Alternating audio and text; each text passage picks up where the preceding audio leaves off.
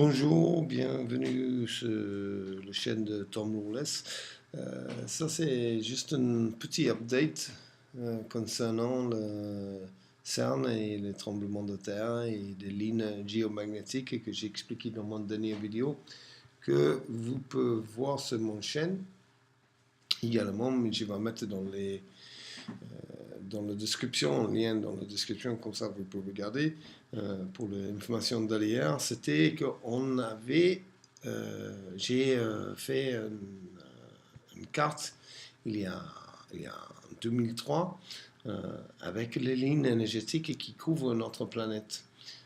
Des lignes qui sont légèrement différentes, qui ont différentes caractéristiques, qui donnent des différentes caractéristiques à travers la Terre.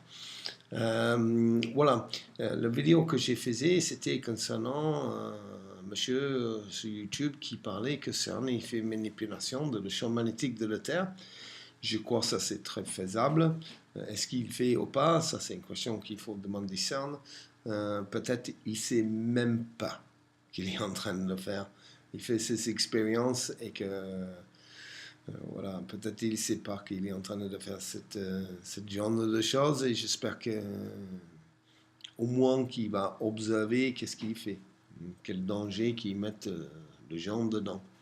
Voilà, alors, juste pour récapituler, voilà, il avait une expérience à CERN et ils ont envoyé le neutrino d'un centre en Italie. Juste après ça, il avait un tremblement de terre qui était en Italie. Tout le monde sait qu'est-ce qui se passait. Voilà, le jour après, il y avait un autre qui était juste là et après un autre qui était en bas de cette section-là, juste en dessus d'Australie. Et aussi, après, voilà, il avait le tremblement de terre en Nouvelle-Zélande, Argentin. Et après, dans mon vidéo, je disais qu'il normalement, il doit y avoir un tremblement de terre dans cette section-là, autour de la pointe 6. Mais en fait, c'était 12 heures plus tard. Et en fait, 24 heures plus tard, cette vibration, elle continue de monter la ligne rouge.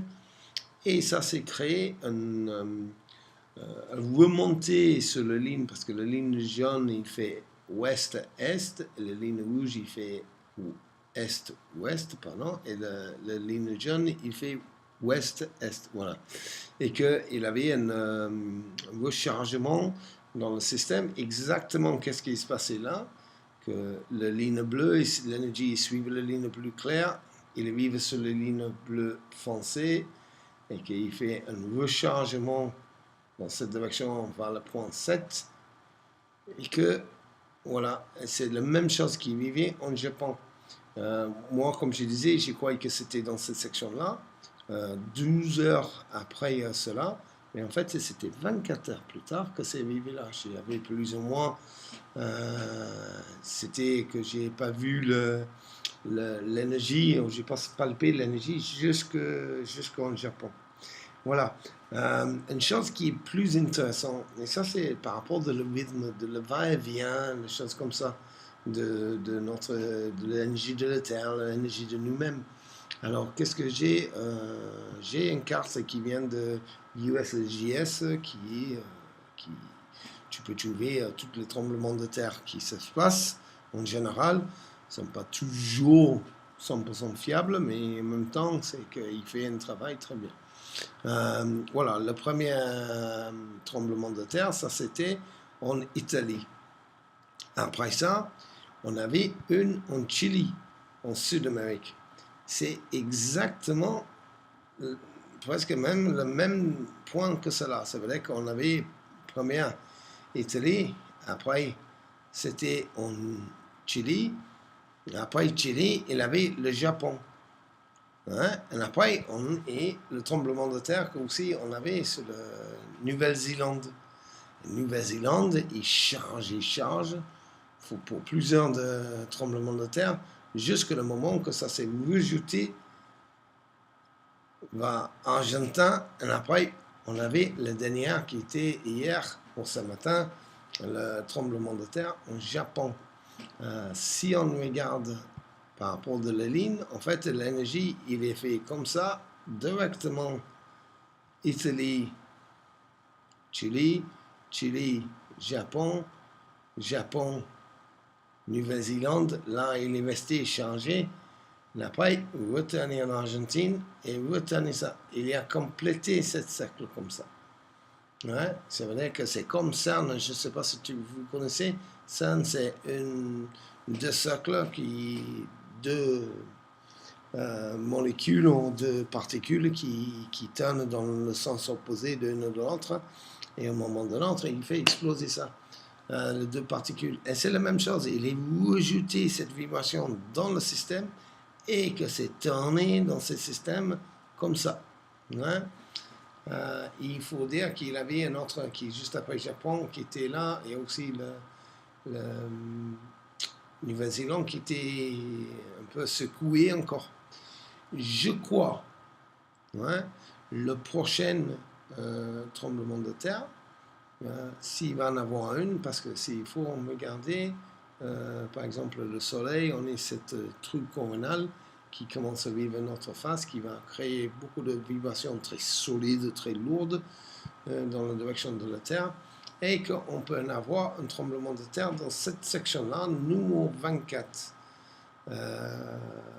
dans l'indonésien, les choses comme ça.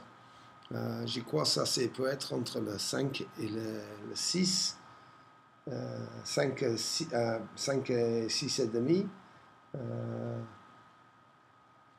Et qu'il risque aussi des après-chocs aussi un peu dans Nouvelle-Zélande. Mais dans mon avis, ça va commencer à se calmer un peu. Hein, pour ici après. Voilà. Si tu veux savoir un peu plus sur des cartes que j'ai fait, regarder des vidéos que j'ai faites dans le passé, c'est quelque chose que j'ai à apprendre tout le temps. Ça veut dire qu'on apprend quand on trompe. Il ne faut pas être peur de tromper, il faut juste être peur de ne pas participer. Et que voilà, il y a plein de choses de faire dans ce monde et il faut qu'on commence à prendre conscience que nous aussi, on est notre part à jouer dans l'aide, le couchement de l'évolution de la Terre et l'évolution de nous, les humains. Voilà, ça c'était le petit update. J'espère que vous êtes bien et que on me gardera de faire plusieurs vidéos concernant les expériences de futur de CERN, mais aussi en même temps les expériences de le Soleil et comment ça c'est cette vibration, enfin à mesure que ça s'étourne autour de la Terre, comme on avait vu,